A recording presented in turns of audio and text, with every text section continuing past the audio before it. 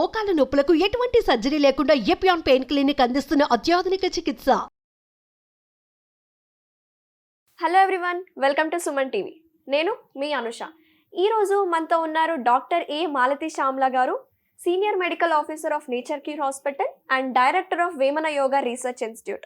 నమస్తే మేడం గారు. నమస్కారం అండి, ప్రేక్షకులందరికీ కూడా నమస్కారం. డాక్టర్ గారు, ఇప్పుడు మన ఇండియాలో ఒబేసిటీ చాలా చాలా కామన్ అయిపోయింది.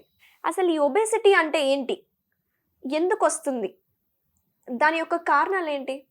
ఇవాళ రేపు చూస్తుంటే మీరు అడిగినట్టుగా భారతదేశంలోనే కాదు, ప్రపంచవ్యాప్తంగా కూడా ఈ ఒబేసిటీ అనేటటువంటిది పెరిగిపోతుంది అన్నమాట. అసలు ఒబేసిటీ అంటే ఏంటి అని అంటే, దీంట్లో మనం దానిని బిఎంఐ అని ఒక కొలబద్ద ఉంటుంది. దేనికైనా మనం కొలమానం ఉంటుంది. ఇప్పుడు మనం ఒక బియ్యం కొలవాలి అంటే కేజీ బియ్యము అని మనం చెప్తాం కదా. అలాగే ఒబేసిటీ ఒక వ్యక్తి ఒబేస్ గా ఉన్నాడు అని అంటే దాన్ని మనం బిఎంఐ ఓకే ఓకే దానితోటి మనం కొలుస్తాం అన్నమాట. దానిలోగా మనం చెప్తాం. సో ఒకవేళ బిఎంఐ కనుక 30 కిలోగ్రామ్స్ పర్ మీటర్ స్క్వేర్ కనుక ఉంటే దానిని మనం ఒబేసిటీ కింద తీసుకుంటాము. అదే విధంగా 25 నుంచి 30 వరకు కనుక ఉంటే బిఎంఐ, దాన్ని ఓవర్ వెయిట్ కింద తీసుకుంటాం. చాలా మంది ఇప్పుడు ఎలాగ కన్ఫ్యూజన్ అవుతున్నారనంటే, కొద్దిగా ఓవర్ వెయిట్ కి ఒబేసిటీకి తేడా తెలియకుండా అయిపోయింది అనమాట. కొంచెం వెయిట్ గా ఉండగానే నేను ఒబేస్ అయిపోతున్నానని సైకలాజికల్ గా ఒక రకమైనటువంటి ఆందోళన వస్తుంది. ఆ ఆందోళనతో కూడా వాళ్ళు ఒబేస్కి అయిపోతున్నారు. అంటే వాళ్ళ యొక్క బిఎంఐ 25 నుంచి 30 నుంచి ఒక్కసారిగా స్కేల్ 30 పైన పెరిగిపోతుంది అనమాట. సో ఇక రెండు డిఫరెన్సెస్ ఎట్లా అంటే ఓవర్ వెయిట్, ఒబేసిటీ రెండు ఉంటాయి అన్నమాట. సో దీనికి గల కారణాలు ఏంటి మీరు అడిగారు కదా. అవును, కారణాల కిందకి వస్తే అందరూ చెప్తారు ఆహారపు అలవాట్లు, సరైనటువంటి ఆహారం తీసుకోకపోవటం వల్ల, మళ్ళీ సరిగ్గా మన జీవన విధానం లైఫ్ స్టైల్ అని ఒకటి చెప్తున్నారు. కానీ దీనికి ఒక కారణం, ఇంకొక ప్రధానమైన కారణం ఉంటుంది. చాలా మందికి జన్యుపరంగా కూడా ఈ ఒబేసిటీ అనేది వస్తుందన్నమాట. చిన్నప్పటి నుంచే చాలా మంది ఒబేస్ గా అంటే మనం చూస్తుంటాం, ఒబేస్ చైల్డ్ అని మనం చెప్పేస్తూ ఉంటాం. వాళ్ళలో ఏమవుతుందనంటే వాళ్ళ శరీరంలోనే ఒక ఒబేస్ సెల్స్ ఉంటాయన్నమాట. వాటిని ఒబేస్ సెల్స్ అని కిందనే మనం చెప్తాం. యాక్చువల్గా బ్రౌన్ ఫ్యాట్ అని ఒకటి ఉంటుంది. అది కొంతమందికి ఎక్కువగా ఉంటుంది, అందరికీ ఉంటుంది బ్రౌన్ ఫ్యాట్ అనేది. అంటే ఈ హెరిడిటరీ ఉన్న పేషెంట్స్, అంటే హెరిడిటరీ ద్వారా వచ్చే పిల్లలకి వాళ్ళకి బ్రౌన్ ఫ్యాట్ ఎక్కువ ఉంటుందా? బ్రౌన్ ఫ్యాట్ అనేది కాదు, మామూలుగా ఆ ఫ్యాట్ సెల్స్ అనేటటువంటివి ఎక్కువగా ఉంటాయి. వాటి మెటబాలిజం ఎక్కువగా ఉంటుంది అనమాట ఒబేస్ గా ఉన్నటువంటి వాళ్ళలో. సో వాళ్ళు ఏమవుతుంది, మనం ఒక ఎగ్జాంపుల్ ఒక ఫ్యామిలీని చూసుకుంటే, వాళ్ళ తాతగారు, అమ్మమ్మ, నాయనమ్మ, ఇంకా అందరూ మొత్తం ఫ్యామిలీ అంతా చిన్న పిల్లగాళ్ళు అందరూ ఒబేస్ గానే మనకు కనబడుతూ ఉంటారు అనమాట. అది జన్యుపరంగా వాళ్ళకి వస్తుంది. అలా అని సరిదిద్దుకోకూడదు. మా తాతగారు లా ఉన్నారు కాబట్టే నాకు ఒబేసిటీ వచ్చింది అని మనము అనుకోకూడదు. కాకపోతే అది కారణం చెప్తున్నాను అనమాట. దీనికి ఒక కారణం ఏంటంటే జన్యుపరంగా వస్తుంది. మీరు అన్నట్టుగా ఆహారపు అలవాట్లు ఎలాగా మనం మార్చుకుంటాము, ఎక్కువ క్యాలరీ ఉన్నటువంటి ఫుడ్ తీసుకుని ఆ క్యాలరీని బర్న్ చేయడానికి అవకాశం ఇవ్వకుండా మనం పని చేస్తూ ఉంటే కూడా ఒబేసిటీ వచ్చే అవకాశం ఉంటుంది. ఇంకా ఒకటి ఏంటి అనంటే, కొన్ని రకాలైనటువంటి మందులు వేసుకోవటం వల్ల కూడా ఒబేసిటీ వస్తుంది. లాంగ్ స్టాండింగ్ గా మనం స్టిరాయిడ్స్ తీసుకుంటూ ఉంటారు కొంతమందికి. ఇవాళ రేపు ఒక అధ్యయనంలో తేలింది ఏంటంటే, బీపీ మెడిసిన్స్ కంటిన్యూస్ గా లాంగ్ గా వేసుకుంటున్నటువంటి వాళ్ళలో కూడా ఈ ఒబేసిటీ వస్తుందని అధ్యయనాలు తెలిపాయి అన్నమాట. అంటే తెలుస్తున్నది. అంటే ఈ స్టిరాయిడ్స్ ఎవరైతే వాడతారో, ఈ స్టిరాయిడ్స్ ఎప్పుడు వస్తాయి అని అంటే, కొన్ని రకాల కొన్ని వ్యాధులకి స్టిరాయిడ్స్ ఈజ్ అల్టిమేట్ సొల్యూషన్ ఉంటుంది. సో అవి కనుక ఎక్కువగా వాడుతూ ఉంటే, హార్మోన్స్ కనుక ఎక్కువగా తీసుకుంటుంటే, సపోజ్ ఫర్ ఎగ్జాంపుల్ ఏమీ పని చేయలేదు అనుకోండి, ఇంకా ఆ వ్యక్తికి మనం ఆ హార్మోన్సే ఇవ్వవలసి ఉంటుంది ఎక్స్టర్నల్ గా. సో ఆ హార్మోన్స్ కనుక ఎక్కువగా తీసుకునేటటువంటి మెడిసిన్ తీసుకునే వాళ్ళల్లో కూడా ఈ ఒబేసిటీ అనేటటువంటిది వస్తుందన్నమాట. ఓకే డాక్టర్ గారు, ఇప్పుడు మీరు అన్నట్టు ఈ ఒబేస్ పేషెంట్స్ అధిక బరువు ఉండడం వల్ల చాలా అనారోగ్య సమస్యలు వస్తున్నాయి. అవేంటి కొంచెం చెప్పరా? ఒబేసిటీ ఉండటం వల్ల ఫస్ట్ ఆఫ్ ఆల్ సమస్యలు అన్నిటికన్నా ఫస్ట్ వచ్చేటటువంటిది చూడ్డానికి కొంచెం ఎబ్బెట్టుగా ఉండడం. ఫస్ట్ సమస్య అదే.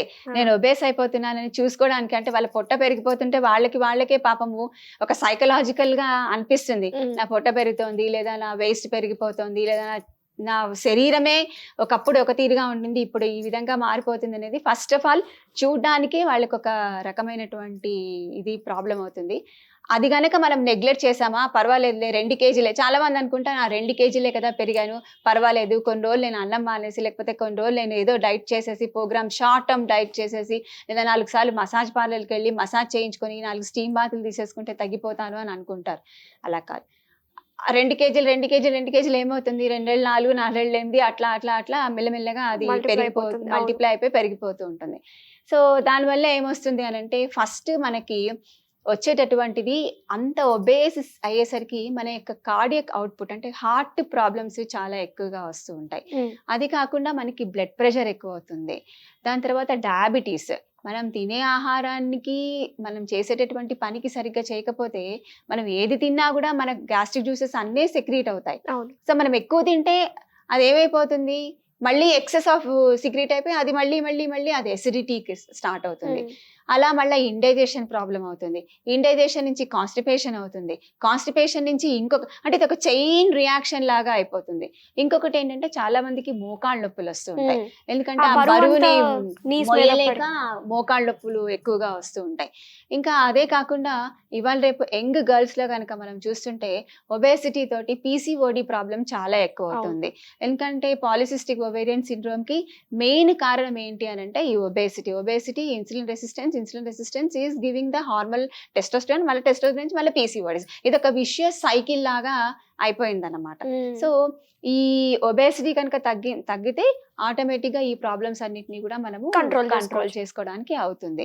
చాలా మందిలో ఒకటి ఉంటుంది, ఇంత ఒబేస్ అయిపోయాను కదా, ఈ కొంతమందికి 40 ఏళ్ళు 45 ఏళ్ల వాళ్ళకు కూడా ఒబేసిటీ మన వాళ్ళలో మనం చూస్తాం. ఇప్పుడు ఒకప్పుడు అలా ఉండేది, ఇప్పుడు 20 ఏళ్ల వాళ్ళ నుంచే మనము ఒబేసిటీ చూస్తున్నాము.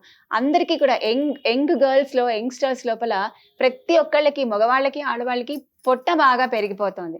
ముందు బాగా ఎక్కువగా పొట్ట పెరుగుతోంది. సో అది ఎందుకు వస్తుంది అని అంటే, ఎక్కువసేపు కూర్చొని సరి అయినటువంటి వ్యాయామం చెయ్యకుండా, అంటే మనకు చాలా మంది ఏమనుకుంటారు, ఒబేస్ గా ఉంది, నేను జిమ్కి వెళ్ళిపోతాను, జిమ్ లో చేసేస్తాను, లేకపోతే ఇంకేదైనా చేస్తాను. సో జిమ్ అనేటటువంటిది ఏంటంటే చాలా విపరీతమైనటువంటి ఎక్సర్సైజ్. అది ఎంత జిమ్ చేస్తామో అంత ఎక్కువ ఆకలేస్తుంది. ఎంత ఆకలేస్తే అంత తింటాము, ఎంత తింటామో అంత నిద్ర, ఎంత నిద్ర అంత బద్ధకం, మళ్ళీ బద్ధకం అయితే మళ్ళీ తిండి. ఇది ఒక విషియస్ సైకిల్ లాగా తయారైపోయి ఒబేసిటీ ఎక్కువ అవ్వడానికి అవకాశం. ఇప్పుడు కొంతమందిలో పొట్ట బాగా పెరగడం ఉంటది, కొంతమందికి బాడీ షేప్ కూడా లైక్ పియర్ షేప్ బాడీ అలాగా కూడా ఉంటారు. సో ఇలా ఉన్న వాళ్ళని కూడా ఒబేస్ అంటారా? Obesity Apple shape abdominal obesity ఉంటుంది, పియర్ షేప్డ్ అబ్డామినల్ ఒబేసిటీ ఉంటుంది. 2 రకాల ఒబేసిటీస్ కూడా ఉంటాయన్నమాట.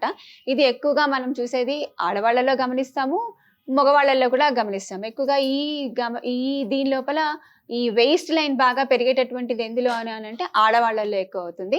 ఈ ముందు భాగం పొట్ట పెరిగేది మగవాళ్ళల్లో మనం ఎక్కువగా చూస్తుంటాం అన్నమాట. యంగ్స్టర్స్ లో ఎక్కువగా ఎందుకు పెరుగుతుంది అని అంటే, మగవాళ్ళలో అయితే ఆడవాళ్ళు కూడా తీసుకున్నారు, ఎక్కువగా ఆల్కహాల్ కన్సంప్షన్ ఎక్కువ అయిపోయింది ఇవాళ రేపు. సో ఆల్కహాల్ కన్సంప్షన్ ఎక్కువ అయిపోతుంది అంటే అతిగా ఆకలి వేసేస్తూ ఉంటుంది, వాళ్ళకి ఎక్కువ తింటూ ఉంటారు. సో దానివల్ల ఎక్కువ తింటూ ఉంటారు, ఎక్కువగా అరగకపోవడము, దానివల్ల మళ్ళీ ఇప్పుడు నేను ఇంతకుముందు చెప్పినటువంటి సైకిల్ మళ్ళీ మొదలవుతూ ఉంటుంది. దాంతో ఒబేసిటీ ఎక్కువ అయిపోతూ ఉంటుంది. ఇప్పుడు మనం ఇంట్లోనే ఉండి, బయటకి జిమ్కి వెళ్ళి ఇన్ని వర్కౌట్స్ చేయకుండా ఇంట్లోనే ఉండి ఈ ఒబేసిటీని కంట్రోల్ చేసుకోవడానికి ఏ రకమైన ఫుడ్ వాడితే బాగుంటుంది డాక్టర్ గారు? మనము ఇంట్లోనే ఉండి చేసుకోవాలి అని అంటే ఫస్ట్ ఆఫ్ ఆల్ ఒక రకమైన కౌన్సిలింగ్ కావాలండి. ఫస్ట్ మనకి ఒక కౌన్సిలింగ్ కావాలి. ఎప్పుడైనా సరే ఎవరైనా ఒక పేషెంట్ మన దగ్గరికి వచ్చారు, మనం చెప్పాలి అని అంటే, నీకు ఫలానా ప్రాబ్లం వచ్చింది, దీనివల్ల ఇలాంటి రకాలైనటువంటి సమస్యలు ఎదురవుతాయి, కాబట్టి నువ్వు దీన్ని మార్పు చేసుకోవాలి అని ఫస్ట్ ఆఫ్ ఆల్ ఒక చిన్న కౌన్సిలింగ్ కనుక ఇచ్చుకుంటే, ఎవరికైనా సరే ఇస్తే వాళ్ళకి అర్థమవుతుంది అనమాట. నేను నా అంతటా నేను తగ్గాలి అనేటటువంటి ఒక ఆలోచన వస్తుంది. ఇంకొకటి ఏంటంటే, ఎవరైనా సరే ఇంట్లో మేము తగ్గాలి, ఇంట్లో ఉండే మేము ఇది చేసుకోవాలి అనేటటువంటి వాళ్ళకి ముఖ్యంగా ఒక దృఢమైనటువంటి నిశ్చయం రావాలి, దృఢ సంకల్పం రావాలి. నేను తగ్గాలి, నా ప్రాబ్లం నేనే తగ్గించుకోవాలి అనే ఒక దృఢమైన సంకల్పం గనక వస్తే డెఫినెట్ గా ఈ ప్రాబ్లమే కాదు, ఏ ప్రాబ్లం అయినా వాళ్ళకి తగ్గే అవకాశము ఎక్కువగా ఉంటుందన్నమాట. సో ఇంట్లో ఎలా చేసుకోవచ్చు, మనం తీసుకునేటటువంటి ఆహారాన్ని ఎలా తీసుకోవచ్చు అని అంటే, ఇవాళ రేపు చాలా మంది చెప్తున్నారు జ్యూస్ ఫాస్టింగ్ చేస్తే తొందరగా తగ్గిపోతారు. ఓ వారం రోజులు జ్యూస్ ఫాస్టింగ్ చేస్తారు, దాని తర్వాత మళ్ళీ మామూలుకి వచ్చేస్తుంటారు. కొంతమంది నైట్ రోటీస్ తింటూ ఉంటారు, పుల్కాస్, అట్లా రకరకాల డైట్లు ప్లాన్ చేసుకుంటూ ఉంటారు. కార్బోహైడ్రేట్స్ ని పూర్తిగా స్కిప్ చేస్తూ ఉంటారు. అలా కూడా తగ్గుతారా మరి? అలా కూడా చేస్తుంటారు, కానీ అట్లా చేస్తే ఏమవుతుందంటే న్యూట్రిషనల్ డెఫిషియన్సీ అవుతుంది. సో మనకి ఏవైతే పోషకాలు కావాలో, నువ్వు టీవీ చూస్తున్నా నీకు మెటబాలిక్ రేట్ ఉంటుంది, నువ్వు పుస్తకం చదువుతున్నా, ఇంట్లో ఉండి నువ్వు పుస్తకం చదువుతున్నా కూడా నీకు మెటబాలిక్ రేట్ అంటే దానికి కావాల్సినటువంటి క్యాలరీస్ కావాలి మనకి, దానికి కూడా మనకి క్యాలరీస్ కావాలి. ఏం పని చేయటం లేదు అనడానికి కాదు, శరీరం నడవడానికి దానికి కొన్ని క్యాలరీస్ కావాలి, శరీరం నడవడానికి దానికి కొంత పోషక పదార్థాలు కావాలన్నమాట. చాలా మంది ఏం చెప్తున్నారు, ఇవాళ రేపు మిల్లెట్స్ డైట్ తినండి తొందరగా తగ్గిపోతారు, దానిలో పోషకాలు ఎక్కువగా ఉన్నాయి అనేసి. కానీ మనము మన భారతదేశంలో చాలా వరకు అందరూ ఉన్నటువంటిది ఏంటంటే మధ్యతరగతి కుటుంబీకులు. సో వాళ్ళని కూడా మనం దృష్టిలో పెట్టుకోవాలి. మనం ఒక డైట్ ప్రోగ్రామ్ ఇస్తున్నామంటే వాళ్ళని కూడా దృష్టి పెట్టుకోవాలి. ఎందుకంటే ఇవాళ రేపు చిరుధాన్యాలు, మిలెట్స్ చాలా హై రేట్ లో ఉన్నాయి, దాని పోషక పదార్థాలు మనం తీసుకోవాలి అనేసి అంటే, ఇప్పుడు మనం పప్పులే ఉన్నాయి, పెసలు తినండి, పప్పులు తినండి, ఇవి తినండి అనేసి అంటే మనం దానికి కూడా ఒక మోడిఫికేషన్ చేసుకోవచ్చు అన్నమాట. అది ఎలాగా అనంటే, మనం రోజు తినేటటువంటి ఆహారంలోనే, మనం రోజు తీసుకునేటటువంటి ఆహార పదార్థాల్లోనే ఇవి కొద్దిగా కలుపుకొని గనక తీసుకుంటూ ఉంటే, అంటే ఇప్పుడు సపోజ్ ఫర్ ఎగ్జాంపుల్ మనం చపాతీ తింటున్నాము, చపాతీలోనే మనము గోధుమ పిండి, సపోజ్ ఒక 1/2 kg గోధుమ పిండి తీసుకున్నాము, దాని లోపల మనం ఒక 2 చెంచాల రాగి పిండిని కలిపితే అది మనకి మిల్లెట్ అవుతుంది, మిల్లెట్ దోశ అవుతుంది, మిల్లెట్ రోటీ అవుతుంది. అవునా? దోశల పిండిలో కొంచెం జొన్నలు వేసుకుంటే జొన్న దోశ అవుతుంది. సో అంత ఎక్కువగా తీసుకోకుండా కొంచెం తీసుకోవాలి. ఎందుకు ఇవి తీసుకోవాలి అనేసి అంటే, ఈ ఆహారం తీసుకుంటే మనకి సెటైటీ ఎక్కువ ఉంటుంది. కొంచెం తినగానే కడుపు నిండిపోతుంది అనమాట. ఇంకొకటి ఏంటంటే అది జీర్ణం తొందరగా, అంటే జీర్ణానికి అది ఎక్కువగా టైం తీసుకుంటుంది, సెటైటీ వస్తుంది. ప్లస్ పీచు పదార్థంలో ఉన్నటువంటి పదార్థాలు, వీటితో పాటుగా పీచు పదార్థాలు ఉన్న పదార్థాలు మనకి తీసుకుంటే ఎక్కువ సేపు మనకి కాన్స్టిపేషన్ రాకుండా ఉంటుంది అనమాట. సో అది డైజెషన్ కి ఎక్కువగా దోహదపడుతుంది, తేలికగా జీర్ణం అవడానికి అవుతుంది. ఇంకొకటి మనకి కాన్స్టిపేషన్ రాకుండా కూడా ఉంటుంది అనమాట. ఇప్పుడు కొంతమంది ఓన్లీ ఫ్రూట్స్, ఇంకా రైస్ తినరు, చపాతీ తినరు, ఓన్లీ ఫ్రూట్స్, మార్నింగ్ ఏవో ఓట్స్ తింటారు, మధ్యాహ్నం ఫ్రూట్స్ తినేస్తారు. ఇలా తిని రోజు ఫ్రూట్స్ తిన్న వాళ్ళకు కూడా ఒబేసిటీ అనేది తగ్గే అవకాశాలు ఉంటాయా డాక్టర్ గారు? ఉంటాయండి, రోజు ఫ్రూట్స్ తినేటటువంటి వాళ్ళు కూడా ఉంటాయి. కానీ ఫ్రూట్ డైట్ ఎంతకాలం అని చేస్తాము? మనం ఒక వారం రోజులు చేస్తాము, లేదా అనంటే ఒక 15 రోజుల పాటు మనం ఫ్రూట్ డైట్ కనుక చేస్తాం. ఫ్రూట్ జ్యూసెస్ మనం ఒక 15 రోజులు, వారం రోజులు, అంతకన్నా మనం మించి చేయడానికి కాదు కదా. యాక్చువల్గా చాలా మంది ఇప్పుడు ఫ్రూట్ డైట్ తినాలి అని అంటే చాలా క్వశ్చన్స్ వేస్తున్నారు. పేషెంట్స్ అందరూ ఏం చేస్తారంటే, ఫ్రూట్లలో అన్ని కూడా సైనైడ్ వేసి పండిస్తున్నారు, అవి తినడం సరి అయినటువంటిది కాదు, ఆర్గానిక్ అని చెప్తున్నారు. కానీ అది ఎంతవరకు ఆర్గానిక్ అనేటటువంటిది మనకి తెలియట్లేదు అని చెప్తున్నారు. కానీ ఫ్రూట్ చేసి ఒకటి చెప్తాను, బంగారము 1 kg బంగారం మనం తీసుకున్నా అది బంగారం అనే అంటాము, 10 గ్రాముల బంగారం తీసుకున్నా అది బంగారం అనే చెప్తాము, అవునా? సో అట్లాగే ఇక్కడ కూడా ఫ్రూట్ నువ్వు ఎలా అయినా చేయని, ఆ ఫ్రూట్ లో ఉన్న పోషక పదార్థాలు మాత్రం ఎక్కడికి మారవు కదా. నువ్వు ఎలా పండించినప్పటికీ కూడా దానిలో కొంత ఒక 50% అయినా కూడా 50% of the thing we are getting, దాని నుంచి మనకు వస్తుంది కదా. సో ఎప్పుడైనా సరే పండ్లు బంగారమే, దాంతోనే మనం పోల్చుకోవాలి. ఫ్రూట్ జ్యూసెస్ ని కూడా మనము ఈజీగా తయారయ్యేటటువంటి జ్యూసెస్, అంటే ఇప్పుడు బత్తాయి ఉంది, బత్తాయి జ్యూస్ చేసుకోవచ్చు, వాటర్ మిలన్ ఉంటుంది, వాటర్ మిలన్ జ్యూస్ చేసుకోవచ్చు, పైనాపిల్ జ్యూస్ తీసుకోవచ్చు. ఇలా ఎవరికి ఏది ఫ్లెక్సిబుల్ గా ఉంటుందో దాన్ని మనం చేసుకోవచ్చు.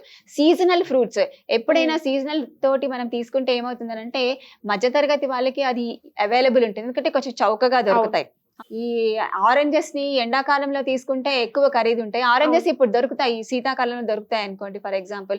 సో మనం శీతాకాలంలో ఆరెంజెస్ జ్యూస్ తీసుకో, సీజనల్ ఫ్రూట్స్. అందుకే మనకి భగవంతుడు కూడా ఎలా ఇచ్చాడంటే, మెటబాలిక్ యాక్టివిటీస్ ని ఋతు ప్రకారంగా ఋతువుల అనుసరించి ఆ మనం తీసుకునేటువంటి వెరైటీ ఆఫ్ ద ఆకుకూరలు కానీ పండ్లు కూరగాయలు అన్నీ కూడా ఋతువులను అనుసరించే ఇచ్చారనమాట. అంటే వచ్చే కాలానికి మనం బాగవుతాము, మన యొక్క ఆరోగ్యం బాగవుతుంది అని మనకి ఇవ్వడం జరిగిందనమాట. సో మాకు అర్థమైనని చెప్పినందుకు చాలా ధన్యవాదాలు. Thank you madam. నమస్తే.